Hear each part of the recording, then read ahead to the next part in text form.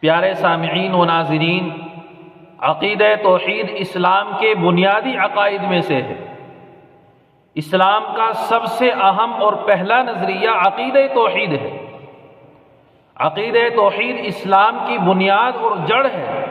جس طریقے سے کسی درخت کا وجود شاخ اور ٹہنی سے نہیں بلکہ اس کی جڑ کی وجہ سے باقی رہتا ہے، اسی طریقے سے کوئی انسان عقیدہ توحید پر ایمان کے بغیر مسلمان نہیں ہو سکتا۔ اس لیے ایک اللہ کی عبادت کرو، ایک اللہ کو اپنا معبود حقیقی مانو اور جانو، اس کے سامنے رکوع اور سجدے کرو اور عاجزی کے ساتھ جھک جاؤ۔